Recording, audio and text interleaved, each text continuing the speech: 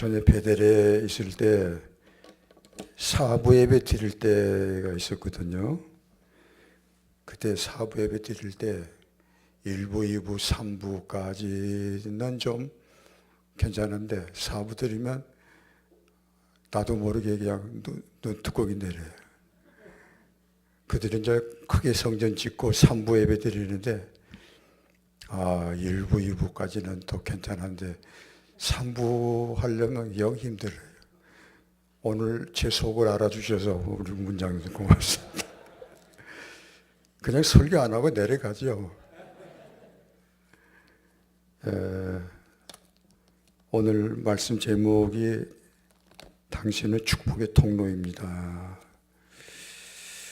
그 어느 때인가 확실히 기억은 안 납니다만 어느 때인가 하나님께서 이 말씀을 준비하게 하시고 나서 딱 부러지게 말씀을 하시는데 이 설교를 꼭 해라 하시더라고요. 그만큼 중요하다는 거죠. 왜냐하면 우리가 이 땅에 사는 날 동안에 내가 살아있을 이유를 만드는 거죠.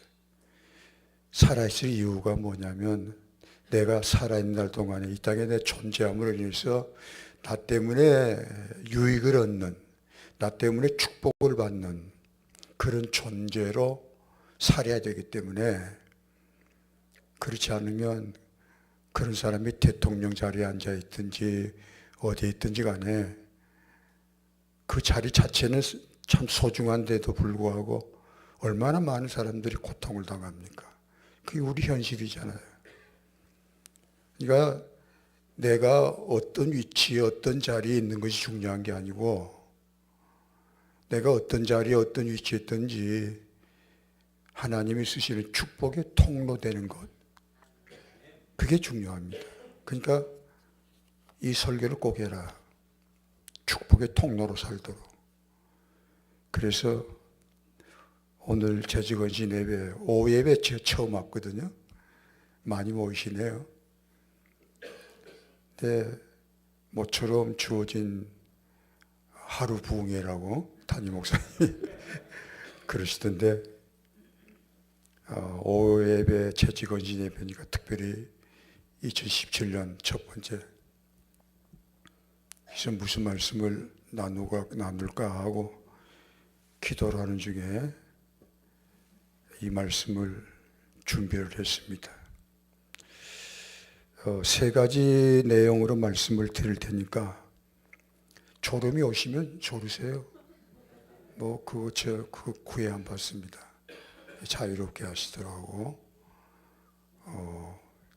근데 이제 알아서 나머지는 알아서 뿌린 대로 거두는 거니까 조는 거야 자유롭게 하시지만 그로 인해서 되어지는 결과는 그건 내 탓하지 마시고 그렇게 하시도록 자유롭게. 우리 주님도 그러시잖아요. 들을 게 있는 자는 들으라 그러고 마시지 꼭 억지로 깨워서 들으라고 안 하시잖아요. 세 가지 내용으로 말씀을 드리려고 합니다. 첫째는 축복의 통로란 의미. 축복의 통로란 말이 무슨 말인지. 그 다음에 두 번째는 어떤 사람이 축복의 통로가 되느냐는 문제. 나 같은 사람도 축복의 통로가 될 수 있겠느냐라는 문제예요. 그 다음에 세 번째는 실제로 축복의 통로로서 실제로 매일매일 어떻게 사느냐. 실제 삶, 적용 문제예요. 이게 세 가지가 다 중요하죠. 이게 첫 번째는 서론이고 두 번째, 세 번째가 이제 아주 본론인데 첫째, 축복의 통로란 의미. 축복의 통로란 말이 어떻게 나왔느냐면 오늘 본문 2절 같이 보실까요? 내가 너로 큰 민족을 이루고 내게 복을 주어 내 이름을 창대하게 하리니 너는 복이 될지라.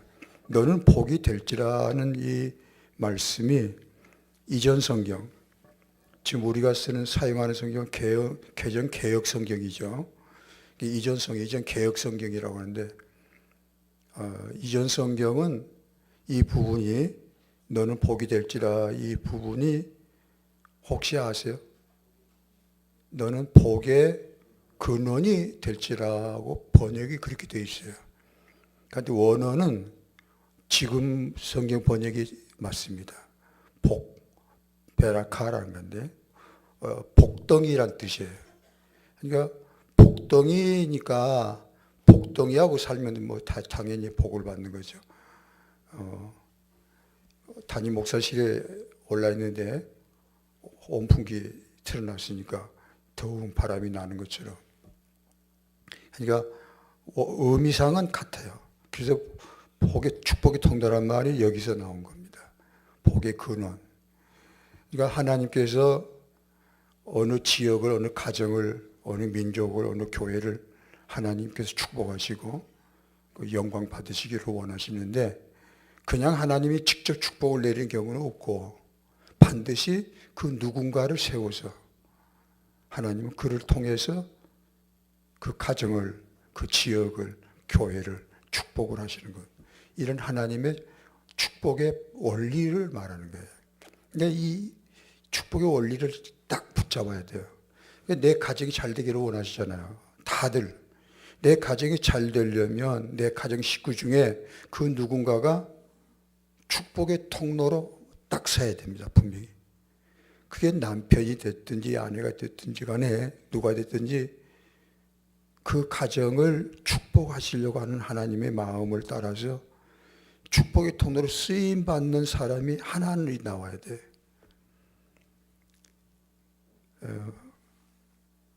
교회로 말하면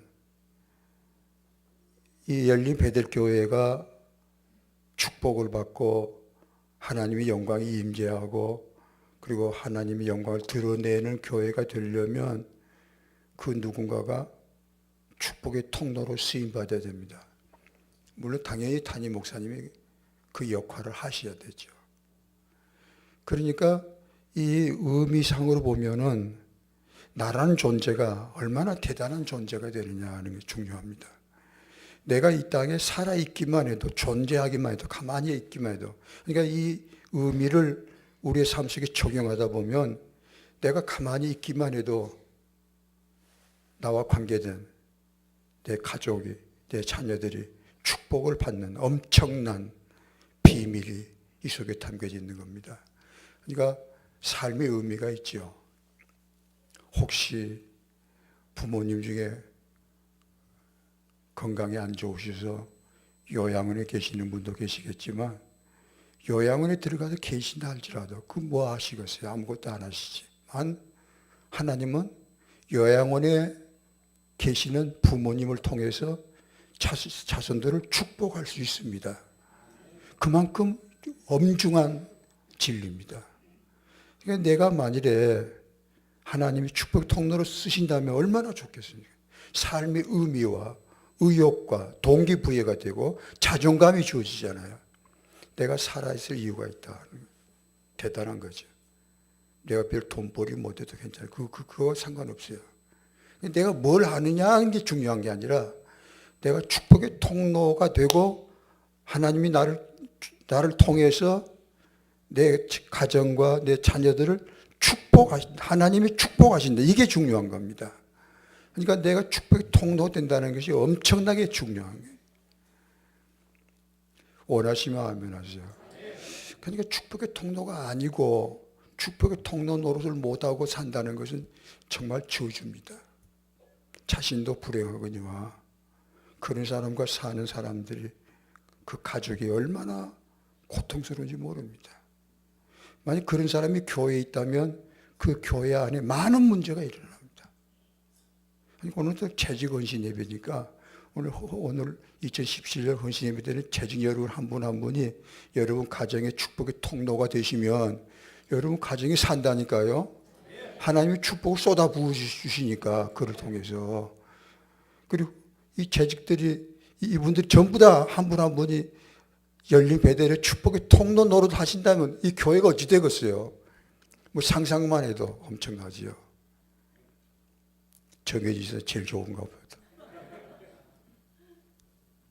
저 베델로 따지면 축복의 통로로 쓰임받는 사람이 누구였겠어요? 물어본 사람이 이상하지. 저였어요. 그러니까 하나님이 그러시더라고요. 교회가 많은 문제가 있었잖아요. 교회가 성장하면 활성해서 사람이 많이 모이니까 그래서 문제가 많잖아요. 별 사람이 다 들어와요. 그때마다 하나님 저에게 하신 말씀이 있어요. 따라해 보세요. 너 혼자 똑바로 서면 된다. 아무것도 두려워하지 마라. 너 혼자 너 혼자 똑바로 서면 내가 다 역사한다. 다 역사하시더라고요. 그러니까 내가 축복의 통로 노릇만 딱 서면 되는 거예요. 비록 나 정년에서 일감이 없고 돈벌이를 못 하신다 하더라도 괜찮습니다. 축복의 통로만 되시면 하나님이 축복하시니까요.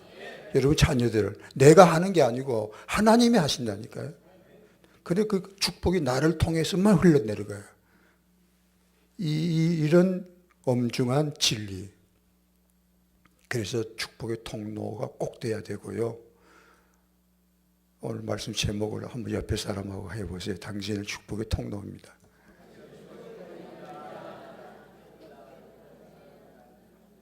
제가 이 말을 처음 들었을 때의 그 기분, 지금도 잊지 못합니다.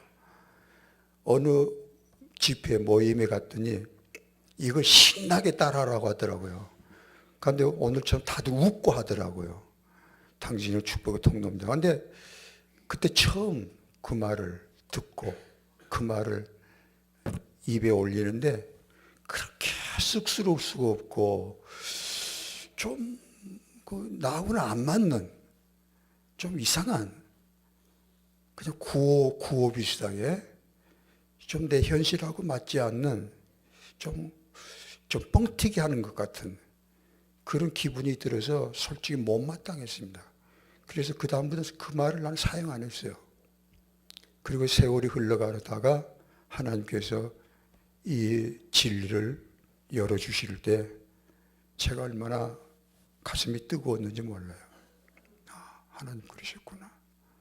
내가 잘나서 능력이 많아서 뭔가 특별해서 하나님이 나를 축복의 통로로 사용하신 게 아니었고 하나님이 진리 안에서 하나님 은혜로 사용하셨구나 하는 사실 앞에 딱 서니까 그렇게 감사할 수가 없고 그리고 성도들에게 다 비슷한 다들 모자라고 약하고 문제 많고 허물이 많고 상처 많고 눈물 많은 성도들 가정을 하나하나 축복의 통로로 세워드리는 것이 목사의 사명 같고 그래서 그런 마음으로 세워드렸죠. 그래서 실제로 어떤 문제는 어떤 자매님은 보따리 싸려고 왔어요. 어찌 나한테 왔냐고 보따리 싸고 가려면 가지. 그래도 목사님이니까 목사님께 신고를 하고 가려고 왔다고 그래요. 그래서 나도 기분이 안 좋죠. 그래서 한 가지만 물었어요. 그때 집사님인데 집사님 가정이 살기 원해요 안 와요? 아니 우리 가정이 살기 원하지요. 그러면 도대체 집사님 자녀들을 하나님 축복하시려고 하는데 누구를 통해서 축복을 하시겠어? 말해보시오. 누구요? 남편이 그 역할을 하겠어요? 못하겠어요? 그게 못하겠다는 게 그럼 누가 해야 돼요? 내가 가서 해야 돼요? 그건 말도 안 되는 소리고 집사님 보따리 싸고 가는 건 상관없지만 집사람들의 가정, 집사람 자녀들이 문제예요. 그들이 돼야 되는데 살아야 되는데 하나님이 축복을 부어줄 통로가 없잖아. 그래도 갈래요? 가시오. 그럼 그래도 가려면 가시오. 그때 보고 울고는 안 가더라고요. 그래서 그 장에 살았습니다. 이런 은혜, 이런 진리 안에 여러분 축복의 통로로 분명히 서게 되시기를 축원합니다. 자, 이제 두 번째로 그러면 이렇게도 엄중한 축복의 통로가 누가 되느냐, 어떤 사람이 되느냐. 이게 두 번째 내용입니다. 그러면 세상적인 기준으로 뭐든지 보죠. 세상에서 어떤 사람들이 보죠. 축복 그러면 성공. 누가 축복을 많이 받고 성공합니까? 능력이 많은 자입니까? 능력이 없는 자입니까? 세상적으로 말이죠. 세상적인 기준으로 본다면 능력이 많은 자예요, 능력이 없는 자예요.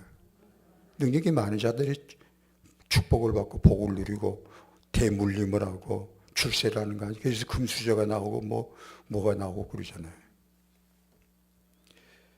그래서 그런 세상적인 관점에서 세상적인 기준으로 교회 안에서까지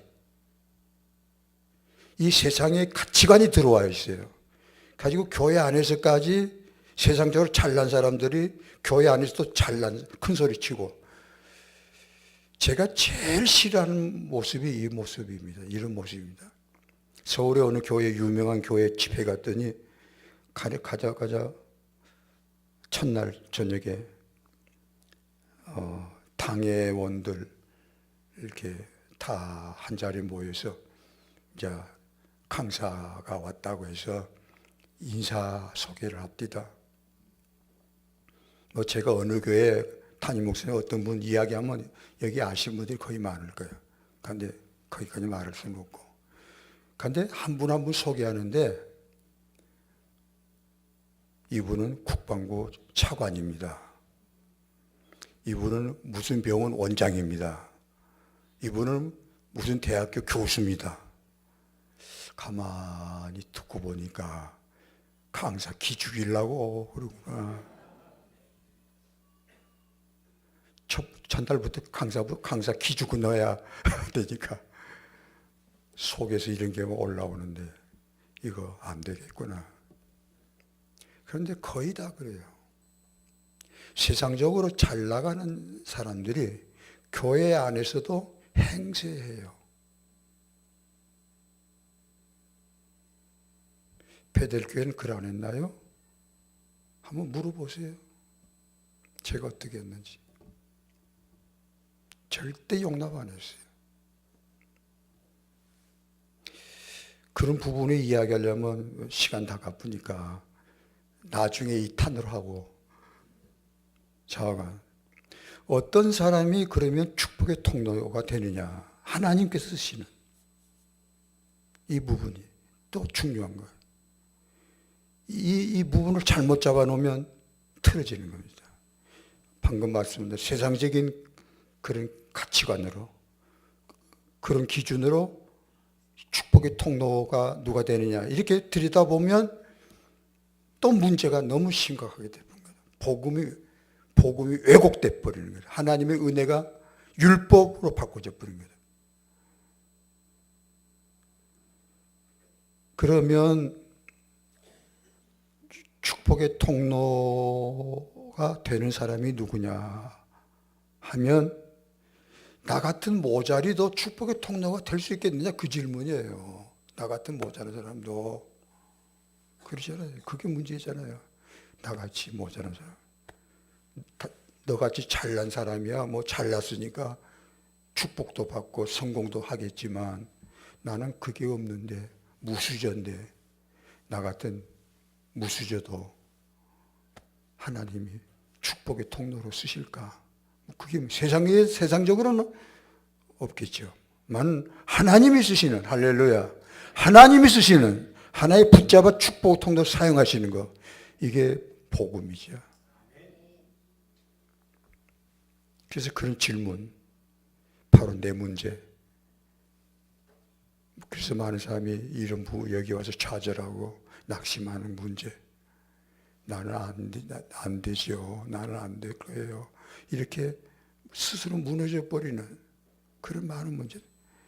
그래서 우리 가정에 가서 가정 식구들 볼 때, 자녀들을 볼 때 바로 이런 어떤 눈으로 보느냐, 이게 참 중요합니다. 세상적인 눈으로 자녀들을 본다면, 너는 왜 공부 못하냐, 당신은 왜 못해요, 자꾸 이렇게 되면 그 가정이 무너지는 것이에요.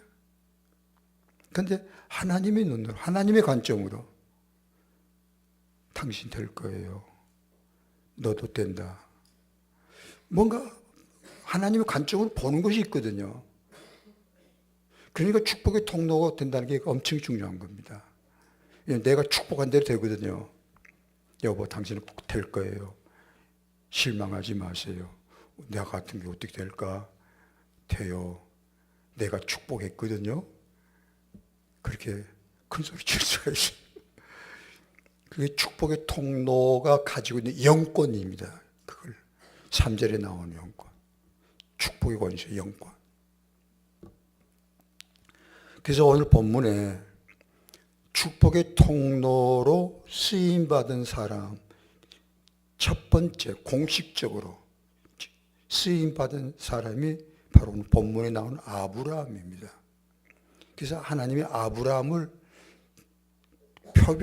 모델로 첫 번째 축복의 통로로 쓰임받은 아브라함을 모델로 딱 세운 것이.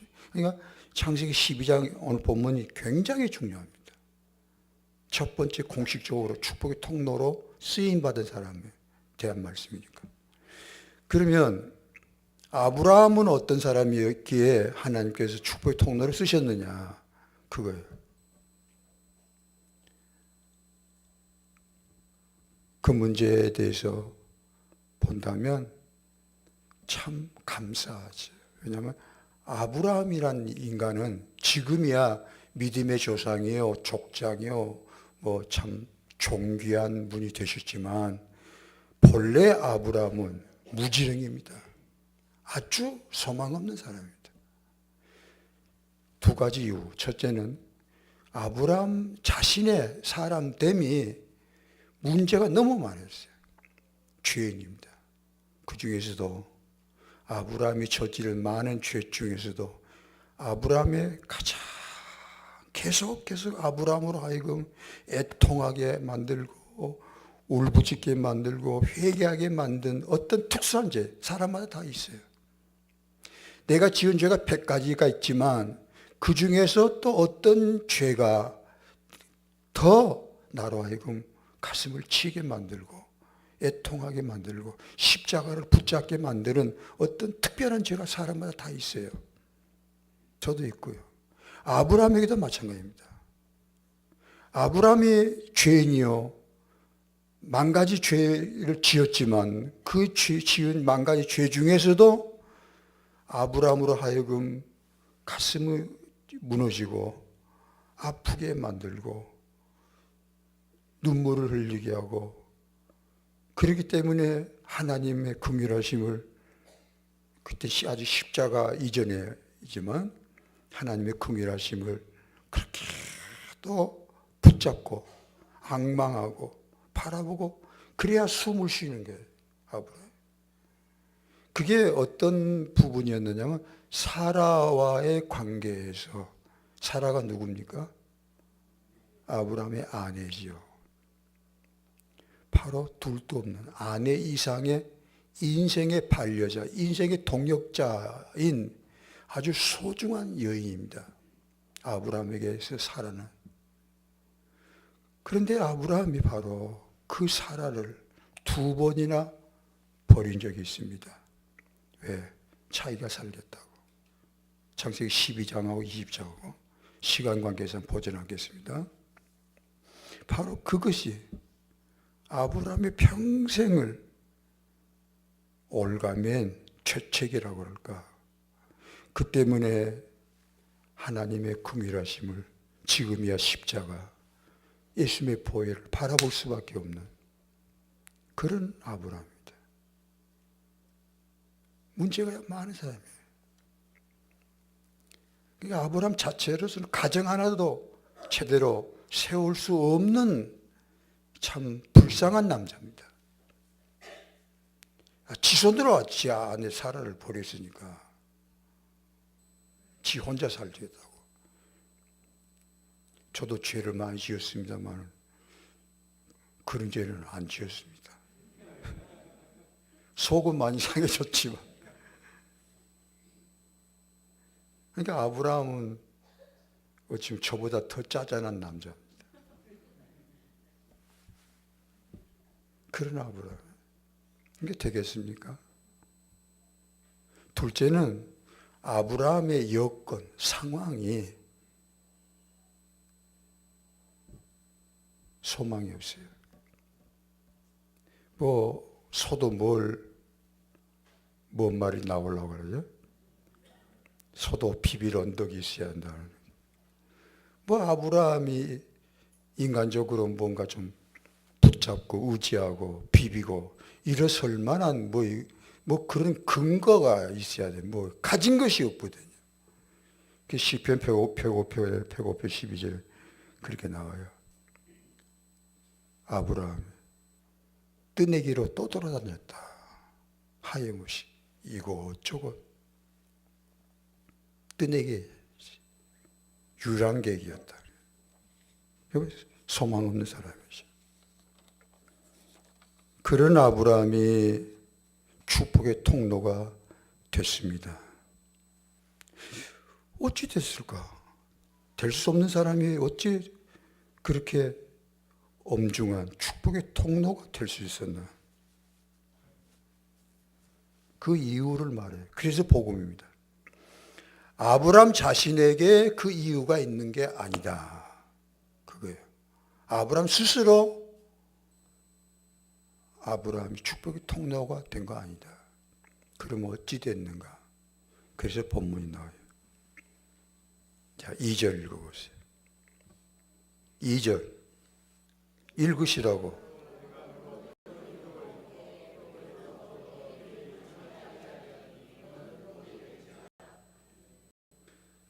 우리 형제들만 읽으실까요? 형제들만.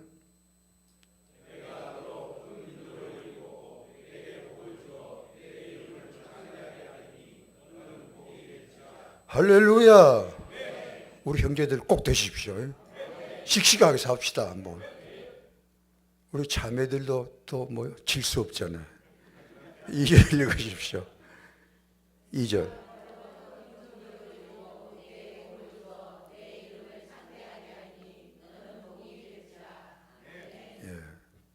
그래서 우리가 성경 말씀을 하나님 말씀이라고 그런 것은 말씀 하나하나 토시 형용사가 정확하기 때문에. 자, 2절 보면 아브라함이 축복의 통로 된 이유가 나와요. 이유가 어디가 있죠? 아브라함 자신에게 있습니까? 아니면 하나님께 있습니까? 하나님께서 아브라함을 왜 부르셨어요? 아브라함아 이리 오너라. 짐 좀 지어라. 짐을 지우시는데 무슨 짐을 지우신 거예요? 축복의 통로. 내가 너를 축복의 통로 되게 하고 축복의 통로로 사용하겠다. 이래서 이 하나님의 계획, 오전 예배도 하나님의 계획을 말씀했지만 이 하나님의 의지, 이걸 은혜라고 그래요. 값없이 주시는 거니까.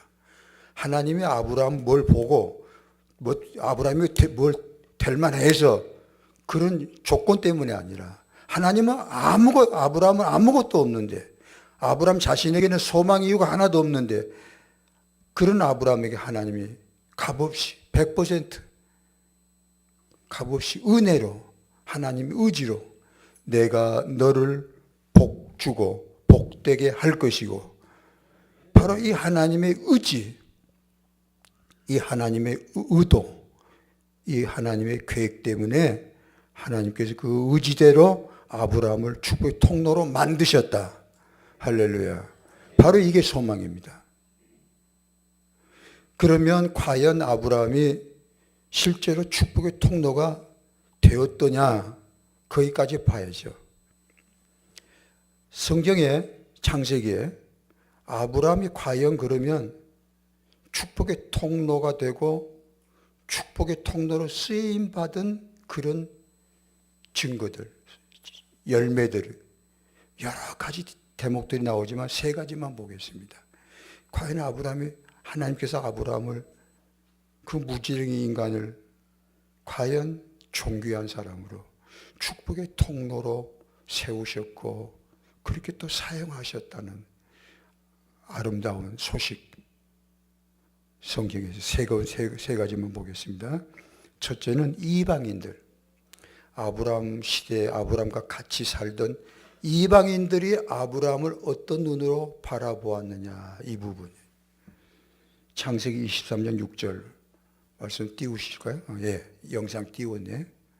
자, 읽어보십시오.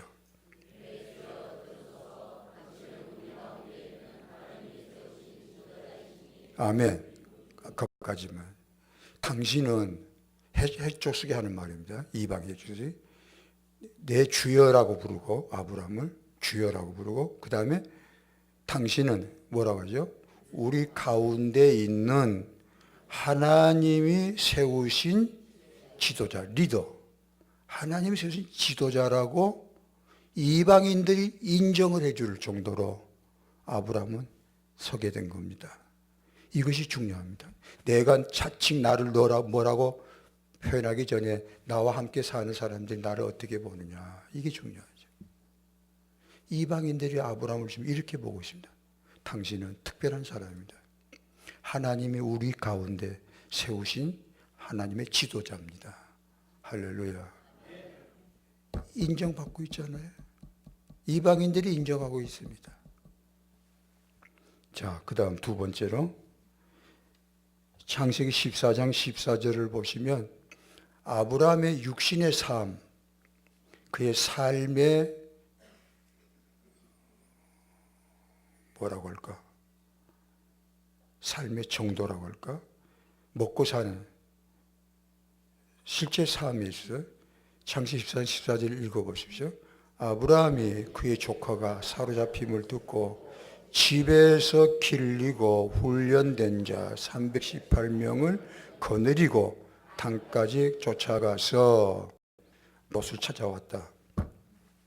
여기에 이 지금 말씀에 아브라함의 집에서 길리고 뭐라고 하죠? 훈련된 가병이에요. 가병. 아브라함이 길르고 훈련시킨 가병이 몇이라고요? 318명. 그럼 아브라함의 살림의 규모가 어느 정도인지 짐작이 되겠죠? 이렇게 큰 그릇이 됐습니다. 누가 그렇게 만드셨나요? 하나님. 이 아브라함이 하나님이 내 하나님이시니 우리들도 그렇게 만드실 줄 믿습니다. 이 열린 배들이 저 2층 상가에서 조금만했을 때 오늘의 모습이 누가 될 줄 알았나요? 저도 될 줄 몰랐어요. 그런데 하나님께서 아브라함의 살림살이를 규모를 키우듯이 318명 아브라함의 살림살이 하나님께서 이렇게 하셨습니다. 이렇게 하실 줄로 믿습니다. 저한테도 그렇게 하셨습니다. 성도 여러분, 재직 여러분에게도 똑같이 동일한 축복을 주실 줄 믿습니다. 잘 되시면 그때 대접하십시오. 아멘 하시고. 마지막 한 가지 증거. 빌리그람 목사님이 이런 말을 했다고 그래요. 일본에 오셔서 집회를 인도하신 도중에 어떤 기자가 이 빌리그람 유명한 부흥사잖아요. 빌리그람 목사님께 물었대요. 목사님은 하루하루 어떻게 사십니까? 그랬더니 빌리그람 목사님이 씩 웃으면서 하는 말이 그렇게 꼭 알고 싶으시오. 예, 알고 싶습니다. 그러면 제 아내한테 물어보시죠. 빌리그람이 어떤 사람인 걸 누가 제일 잘 아는 거예요? 빌리그람의 사모님, 아내가. 아브라함이 어떤 사람이냐? 뭐 두말할 것 없이 아브라함이 정말 변화됐느냐?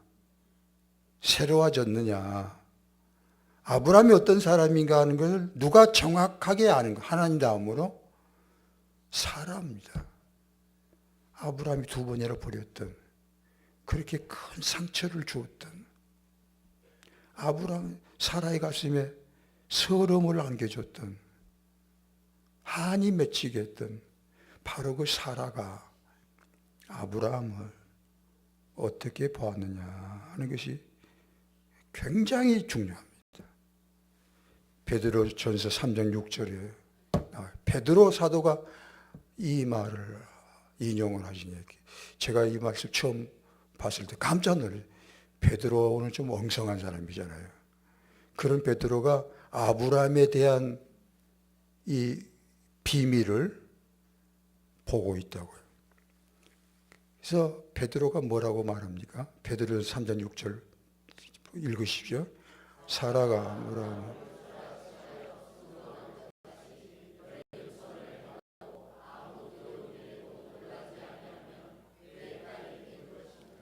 사라가 아브라함을 뭐라고 불렀대요?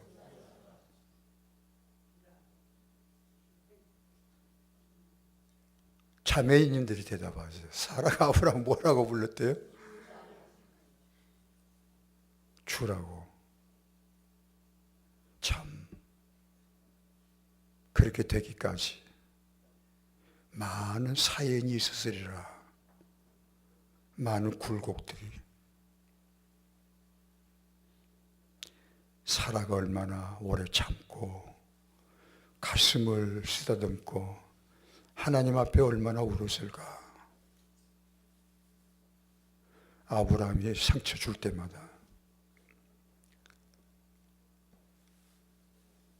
물론 아브라함 자신도 가슴을 쳤지만 상처받은 사람은 사라이잖아요. 그 사라 입에서 아브라함을 주님이라고. 근데 이 대목이 이번에 엊그제사 연관이 됐어요. 이걸 어디서 찾지? 창세기 18장 12절에 가니까 이 말씀이 사라가 아브라함을 주라고 한 말씀이 나오더라고요. 창세기 18장 12절을 한번 찾아볼까요? 나오네. 아이고, 우리 영상팀 고맙습니다. 읽어보세요. 사라가 속으로 웃고 이르되 내가 노쇠하였고 내 주인도 늙었으니 내게 무슨 즐거움이 있으리요. 내 아브라함을 뭐라고 하죠? 내 주인. 그냥 하는 말이죠. 보통 아내가 안주인, 바깥 주인, 남편을 뭐라고 하죠? 주인 양반. 제 안사람 핸드폰에 제 이름을 주인 양반 해놨어요. 그냥 쓰는 주인 양반 그런 의미가 아니고 여기서는 그 말이에요. 사라가 아브라함을 주라고 인정하기까지, 마음으로 받아주기까지 사라의 마음이 어떠했을까? 전 남자니까 여자 속을 모르니까 잘 모르지만 참 그렇겠구나. 형제자매 여러분, 재직 여러분, 아브라함의 가정처럼 사라가 아브라함을 주라고 부르는 그런 부부관계 된 것처럼 그런 가정, 그런 부부가 되시기를 진심으로 축원합니다. 이거 하나만 봐도 아브라함이 됐잖아요. 아내에게 힘이 되고 위로가 되고 편안이 되는 남편 된 거. 그보다 더 큰 축복 통로가 어디 있겠습니까? 우리 형제들 원하시면 하면 하세요. 그까짓 거 뭐 하지 마시고 정말로 간절한 기도 제목입니다. 아브라함이 이렇게 됐습니다. 이제 문제는 납니다. 그건 지금까지 아브라함의 이야기고 나는 어찌 될까요? 이 큰 숙제 앞에서 나 같은 사람은 바로 나인데, 나 모자라고 문제 많은 나인데, 그럼 나는 어찌 될 건가에 대해서 나 같은 사람도 축복의 통로가 될 것인가? 하나님이 나 같은 사람도 축복의 통로 되게 하실 것인가? 라는 질문 앞에서 대답을 주라. 그게 갈라디아 3장 9절입니다. 자, 찾으십시오.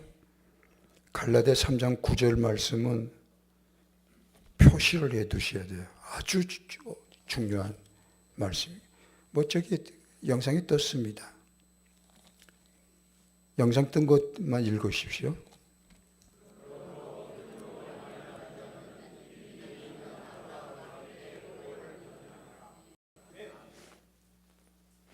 다시 한번 읽으실까요?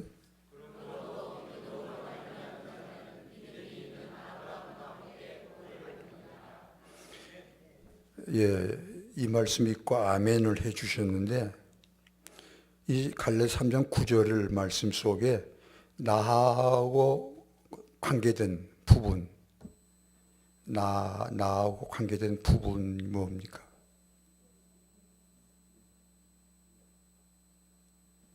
오늘 본문에서 찾아보세요. 나하고 연관된.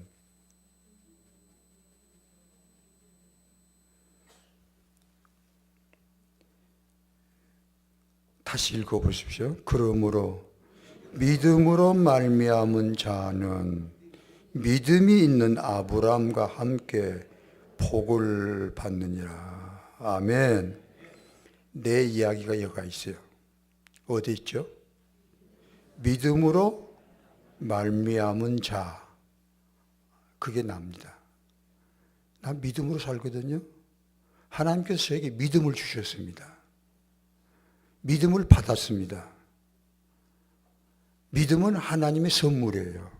하나님이 주셔야 돼요. 그래 믿음으로 살게 됩니다. 이 에베소 2장 8절 저것만 두세요.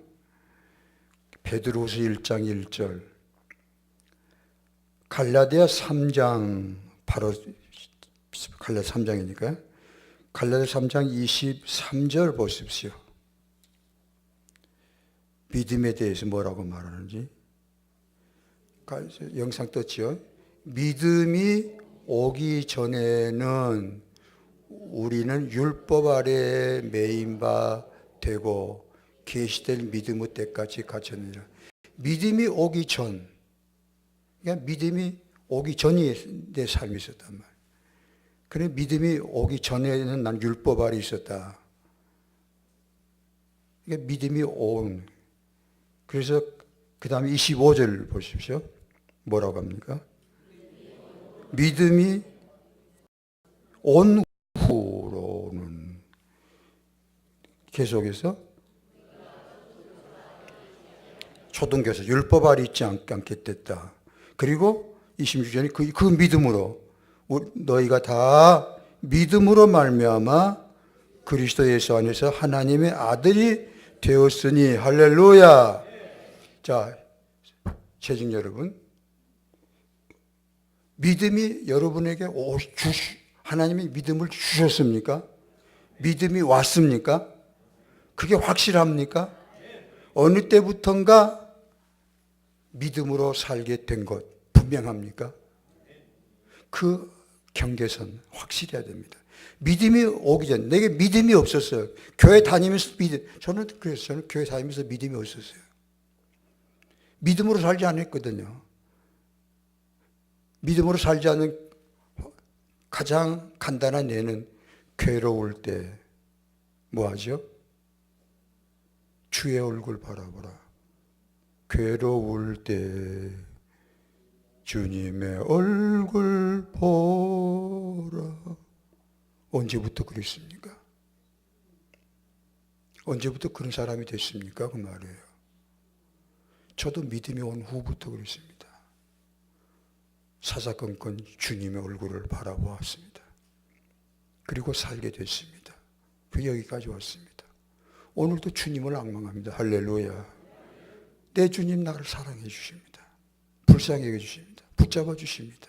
그 주님 말입니다. 믿음이 오는 그렇게 됐습니다. 그러니까 그런 믿음이 있는 사람은 갈라디아 3장 9절 뭐라고 해요? 다시 보시죠.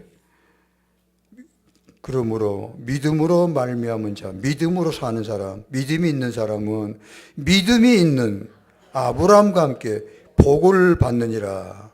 어떤 아브라함이죠? 능력 있는 아브라함입니까? 의로운 아브라함입니까? 아닙니다. 그런 말 안 하십니다. 믿음이 있는 아브라함을 말합니다. 그래서 믿음으로 말미암은 사람은 믿음이 있는 아브라함과 함께 뭘 받는다? 함께 동일한 복을 받는다. 어떤 복을 받죠? 축복의 통로 되는 거예요. 그래서 나 같은 사람도 아브라함과 똑같이 축복의 통로가 될 수 있습니다. 뭐 때문에? 믿음 있거든요. 믿음 있거든요. 내가 의로워서 그런다면 나 안 돼요. 될 수 없어요. 능력이 있어서 그런다면 난 될 수가 없습니다. 그런데 하나님이 보시는 건 믿음 보십니다. 오전 예배 때 말씀처럼 내게 주신 믿음을 보시고 아브라함을 세우시듯이 저를 축복의 통로로 세우시고 쓰시더라고요. 할렐루야. 이 말씀에서 여러분 강하게 여러분 자신을 긍정하게 되시기를 축원합니다. 나도 분명히 축복의 통로가 되는구나. 하나님이 되게 하시는구나. 쓰시는구나. 그렇다면 나 때문에 내 자녀들도 되는구나. 나를 통해서 내 자녀들을 축복하시는구나. 누가요? 하나님 축복하십니다. 바로 이 중요한 진리를 강하게 붙잡으시기를 축원합니다. 자, 큰 문제까지 해결됐습니다. 과연 나 같은 사람도 축복의 통로가 될 수 있는가에 대한 큰 질문 앞에서 대답이 주어졌습니다. 재정 여러분 축복의 통로가 될 수 있습니까? 어떻게 축복 통로가 되십니까? 믿음 때문입니다. 아브라함처럼. 그 믿음이 있으십니까? 좋습니다. 그 믿음이 아브라함의 믿음과 내게 주어진 믿음과 똑같은 믿음인데 이 부분이 조금만 들여다보십시다. 아브라함 분명히 믿음이 있는 사람입니다.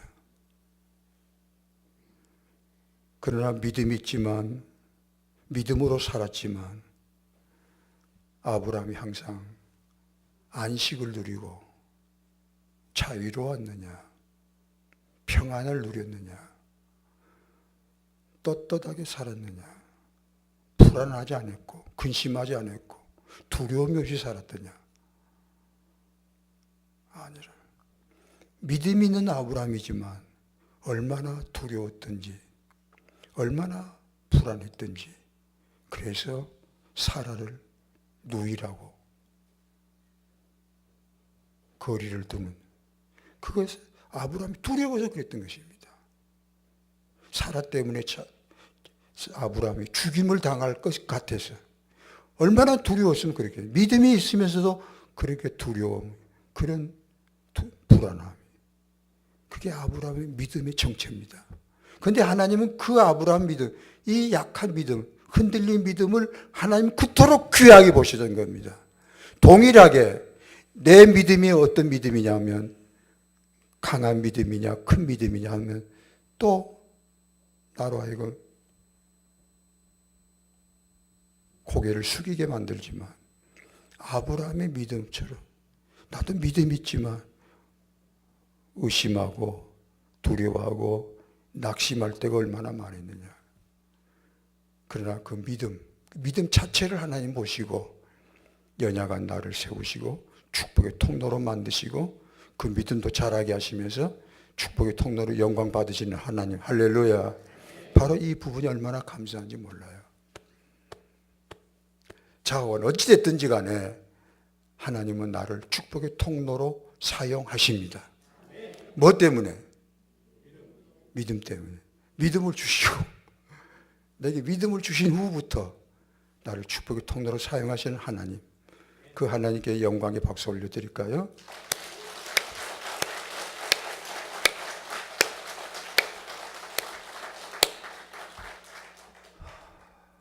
정말로 얼마나 감사한지 모릅니다. 사람들이 보통 그래요. 그럴 수밖에 없지만 조금 그렇습니다만 저를 보고 베델교회를 보고 그런 분들이 말하기를 그래요. 손 목사님은 남달라서 남달리 경건하고 의롭고 그래서 하나님이 축복의 통로로 저렇게 높이 사용하셨다. 그렇게들 말씀들을 하시면 참 슬픕니다. 그건 내 모습이 아니거든요. 저같이 흔들리고 저같이 두려워하고 저같이 낙심한 사람 또 없을 겁니다. 다만 내가 약하니까 두려우니까 가슴이 메이도록 아프니까 그래서 살아보려고 주님을 붙잡았던 것밖에 없습니다. 내가 의로우려고 한 거 아닙니다. 살기 위해서. 아프니까, 부끄러우니까, 아프니까 일어서 보려고 그래서 주님을 바라봤고 주님을 붙잡았고 그 믿음을 하나님은 보시더라고요. 이 말씀이 위로가 되시기를 축원합니다. 좀 괜찮아요. 하나님 믿음 보시니까 주님 그러자 예수님께서 저희 믿음을 보시고 믿음을 보시고 믿음을 보시고 믿음대로 될지어다 자꾸 그러시잖아요. 제 믿음을 보시다. 아브라함 믿음 보시고 그리고 사라도 지켜주시고 사라 돌아오게 하시고 뭐 다 그렇게 하나님 다 조치를 하시잖아요. 아브라함 보고 야 이 자식아 이 병신 자식아 그래 하나님도 아브라함이 사라 그렇게 버리고 바로 궁중에 들어가고 아비멜 궁궐 잡혀 들어갈 때 아브라함이 뒤에서 뭐 했겠습니까? 이 짜잔한 남편이 사라 잡혀간 뒤끝을 보라고 참 방법이 없겠습니다. 하나님 어찌합니까? 사라 지켜주세요. 이 자식아 그런 소리가 나오냐? 그게 믿음이에요. 못나고 못난 남편들 주님만 앙망하시기 바랍니다. 자 마지막 결론으로 그러면 축복의 통로로 실제 사는 삶에 대해서 간단하게 아주 간단하게 말씀드리고 마치겠습니다.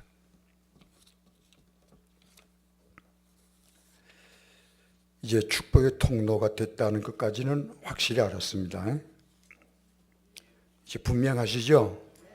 예, 내가 축복의 통로구나. 이유는 믿음이 있기 때문에. 여기까지로 왔습니다. 이거 엄청난 진리입니다. 여기까지 온 거지. 복음입니다.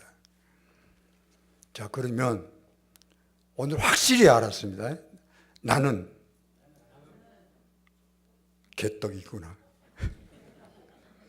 나는 하세요. 아까 오늘 말씀 제목을 한번 나눠보세요. 아까 처음 하던 거하고 기분이 좀 다를 거예요. 당신은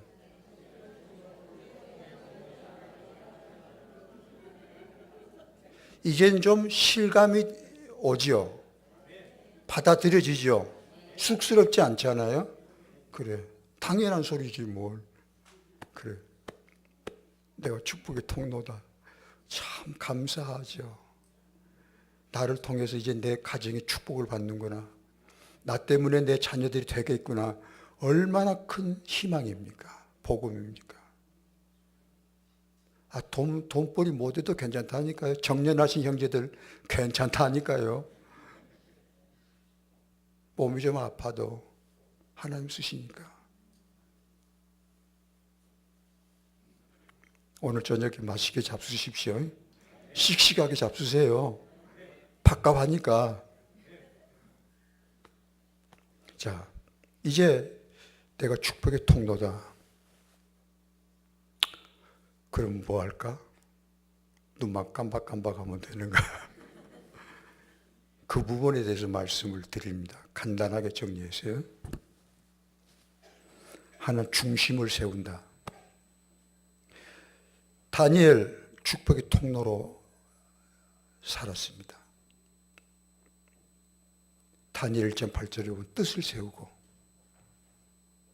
딱 중심을 이렇게 살아야 하거나 그게 그런 중심, 다짐, 각오가 필요합니다.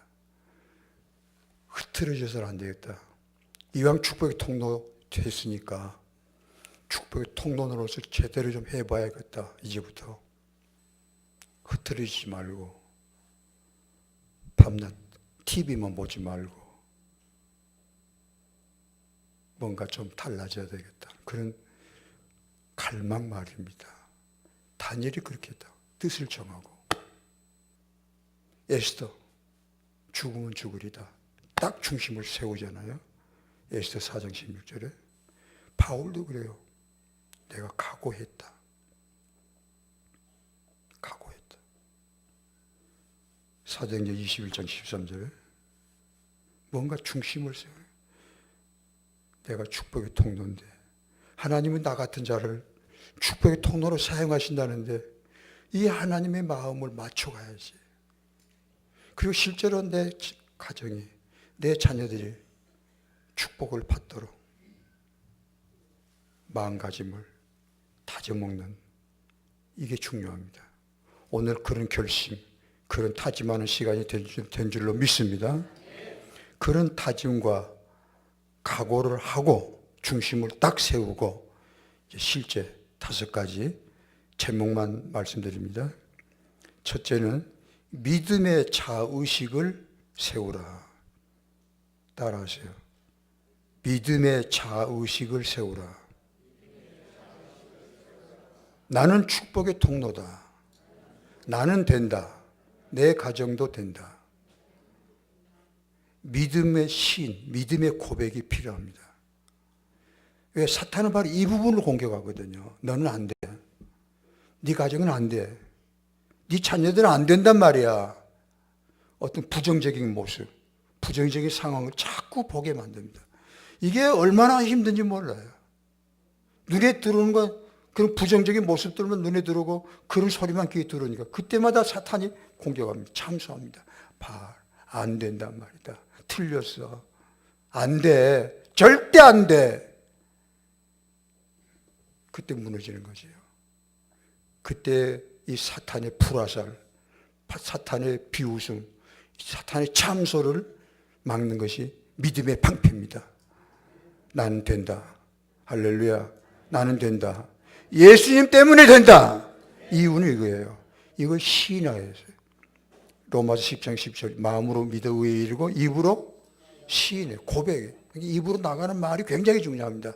안 된다는 말을 절대 하지 마세요. 마음 속에까지 왔을지라도 안 된다는 말을 입 밖에 내지 마세요. 내려면 된다. 따라하세요. 당신도 됩니다. 너도 된다. 된다고 시인하세요. 고백을. 시인 고백이란 말. 이 말이 굉장히 중요합니다. 자의식, 믿음의 자의식을 세우라. 둘째는 축복의 대상을 확실히 하라. 나 때문에, 나로 인해서 될 사람들, 축복을 받을 사람들이 누구냐 하는 것을 명확하게 세워야 됩니다. 이걸 지경이라고 그래요. 야베스 기도처럼 나와 관계된 자들.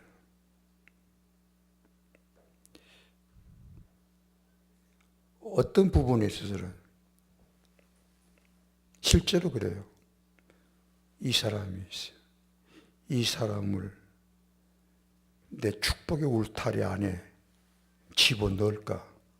아니면 밖으로 몰아낼까? 그런 엄중한 부분들이 있습니다. 실제 하시려면.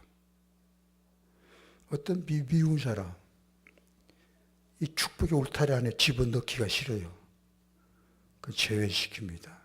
그럼 하나님도 제외합니다. 그때 여러분이 선택을 하셔야 돼요.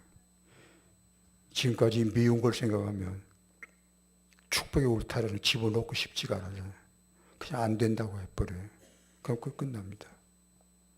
그러니까 내가 하나님 앞에서 나를 통해서 축복이 뻗어갈 축복이 흘러들어야 될 그 지경을, 울타리를 딱 세우는 거예요. 이걸 성이라고 그래요. 에스겔 23장 20절 성이라고 해서 22장 30절 그 여러 군데. 오늘 집에 가셔서 하실 일이 이 대목입니다. 나로 인해서 돼야 될 사람, 축복을 받을 사람들 이름을, 명단을 한번 적어보세요.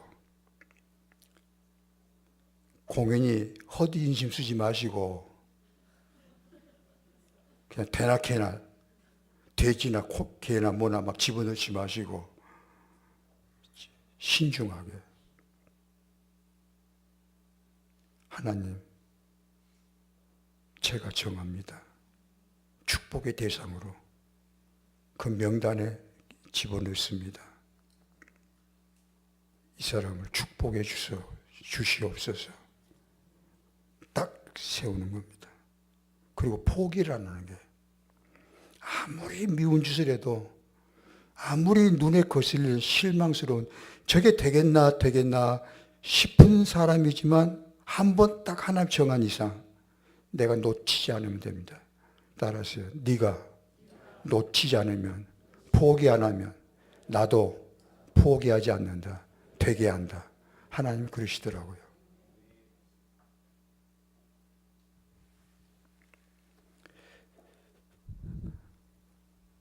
셋째로, 영권을 쓰십시오. 그게 3절이에요. 네가 너를 축복한 자를 축복하고 저자는 저주한다. 하나님이 그 무서운 축복의 권세입니다. 그 영권을 양쪽으로 쓰십시오. 항상 어둠의 정사 사탄을 제압하십시오. 예수 그리스도의 이름으로 사탄을 묶으십시오. 그리고 축복의 대상을 향해서 축복을 하십시오. 자꾸 하십시오. 계속해서 하십시오. 자, 넷째로, 할 수 있는 데까지 성결하십시오. 성결. 디모데후서 2장 20절 21절. 큰 집에는 금그릇 은그릇 나무실 그릇 있지만 귀에 쓰임받은 그릇은 무슨 그릇이라고요? 깨끗한 그릇. 그래서 이 부분에 있어서 내가 깨끗한 그릇이 되는 것이 최선의 요건입니다. 최선을 다해서 깨끗해야 됩니다. 내 삶 속에서. 부정함, 나를 망하게 만들고 내 사랑하는 자녀들을 죽게 만드는 그 어떤 부정함이 없도록 이 부분은 최선을 다하셔야 합니다. 그래서 제가 쓰는 방법 하나 소개합니다. 히브리 9장 14절 말씀은 그리스도 피를 적용합니다. 히브리 9장 14절 말씀대로 그리스도의 피, 내 양심을 깨끗게 하여 살아계신 하나님을 섬기게 하신다 하는 말씀대로 내 몸과 마음과 영, 의지, 감정, 이성, 무시까지 주님의 보혈로 씻어 주시옵소서. 주님의 보혈을 의지합니다. 매일 세수하고 또 샤워하고 하듯이 그리스도의 보혈 안에 들어가서 내가 미처 알지 못하고 의식하지 못하는 어둠까지 모든 부정, 하나님 보실 때 일체의 부정함을 다 그리스도의 피로 씻어 주시옵소서 하고 그리스도의 피 아래로 들어가는 것, 이것이 굉장히 중요합니다. 보혈을 의지하시기 바랍니다. 그리고 다섯 번째 마지막으로 기다림, 조급증을 내려놓으셔야 합니다. 그런데 이게 어렵더라고요. 조급해져요. 오늘, 금방, 빨리 이래서 아파요. 하나님은 기다리라고 그러세요. 씨를 뿌려놓고 기다리라고 그러세요. 왜냐하면 기다리는 것이 나를 만드시는 시간입니다.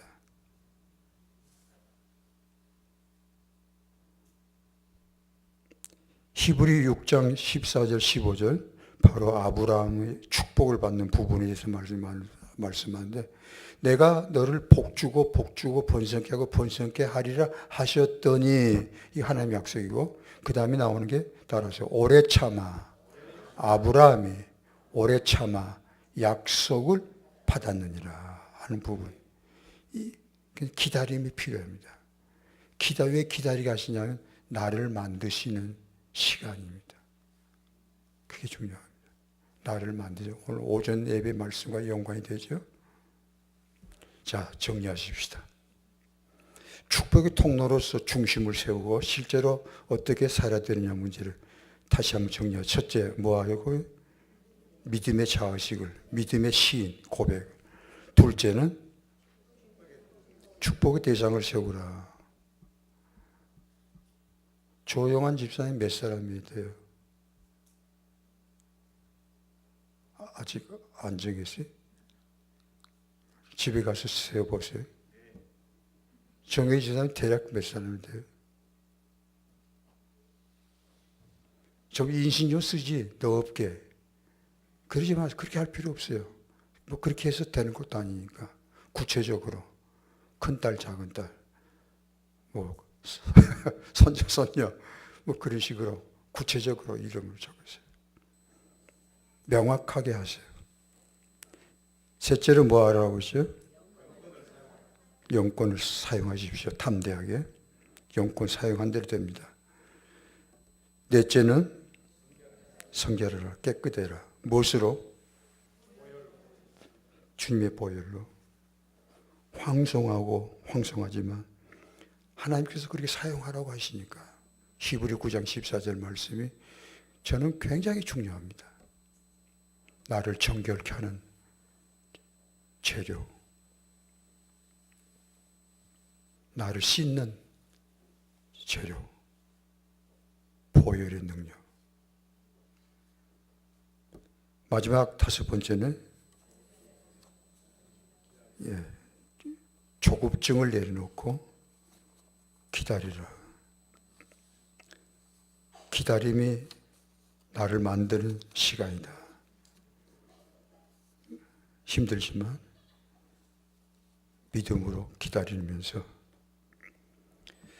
하루하루 가노라면 하나님께서 역사하시는 하나님의 손길을 보게 될 줄로 믿습니다. 기도하십시다.